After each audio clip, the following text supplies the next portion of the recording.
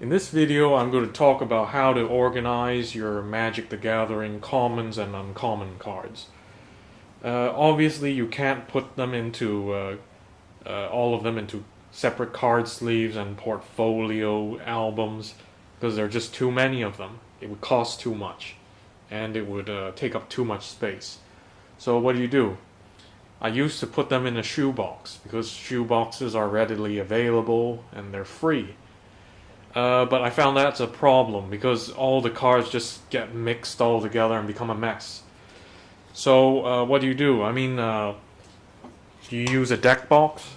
A deck box has the kind of advantage of keeping your cards organized like that. They don't get all messed up and mixed together. But the problem is that, again, deck boxes are too expensive for storing commons and uncommon cards. There are just too many.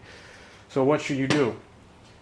You probably should get a cardboard BCW box, one of those big ones. They're the most economical way to store commons and uncommons. Unfortunately, I couldn't get that at my local game store, and this was the next best thing that I could find. These empty fat packs.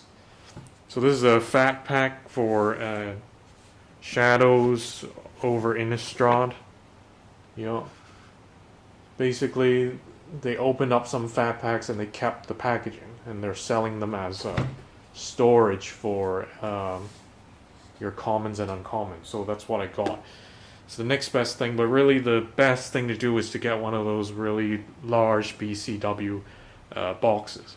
The main idea is that you get a box which fits your cards pretty much almost exactly. Well, it doesn't have to be exact, but basically you need to make sure that the cards are in a box that fits so that they don't just mix up and get all messed up together. In a shoe box, the shoe box is too wide, and so the cards just mix all together and become a mess. With this, there's some space, but the cards don't have enough space to get all mixed up together. They stay in one stack. Yeah, you need a box which keeps the cards in one single stack. And how do I organize them? Well, what I like to do is that I put them in separate sections for each color. So, for example, this first part is like all black, and then as you go further down, then it moves on to white. This section is like all white, and then further down is blue. These are all blue, and then further down is red cards, single red cards. And then further down is the green cards, and then multicolored cards, a section for multi, and then artifacts, and then lands.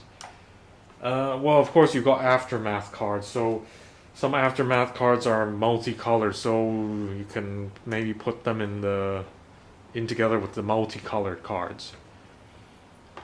And just doing that, dividing all your cards into different colors instead of just mixing them all together, makes it so much easier to find cards. Whether you're just finding cards just for the heck of it, for fun, or for building a deck, it makes it so much easier and quicker. And if you want to break it down even more, what you could do is to sort it out by the mana drops. Like, I'll just give you an example. Let's take out the black section. Let's see, black. So this is the black section. So what I like to do is, for example, start off with the 1-drops, and then move on to the 2-drops. There's a 2-drop, and then move on to 3-drops. There's a 3-drop, and then move on further to the 4-drops. Lots of 3-drops. 3-drops, 4-drops, 5-drops. Yeah. And so it goes from the smallest amount of mana, 1 drops, and then moves on gradually to the 5 drops and higher. So that's what I do. And if you have more time on your hands, maybe you could even categorize even the 1 drops. For each of the cards, you put all the same named cards together. So all the Festering Mummies you put together, Supernatural Stamina, Scarifest, Doom Dissenter, etc. Do that for every category of all the black cards, you see, all together. And that makes it extra easier to find your cards. You don't have to go through the entire stack. So for example, if you wanted to find a Festering Mummy, all you'd have to do is first go to this box, find the black section, and then you know it's a 1 drop. Go to your 1 drops, and then here, bang, that's it. All your Festering Mummies here. Quick and easy. Or if you say you want to get a, I don't know, say a 3 drop Unburden, you get the black, go all the way down to the 3 drops, because if you remember, it's a 3 drop. There, bang, Unburden. All of them. Then put it in your deck. So yeah, that's just how I like to organize my commons and uncommons. So basically, get a box which is the proper width that can keep your cards in one single stack so that they don't mix up. Sort them according to colors. So black, white, green, red, blue, multicolored, artifact, land, etc. Put them all like that. And then within the colors, if you've got time, then separate them by the mana drops.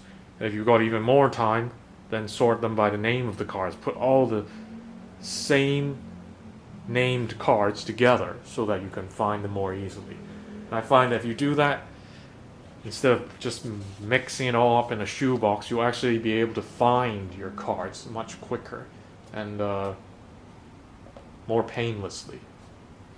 So, get one of these fat packs or cardboard BCW boxes, which are even bigger and better.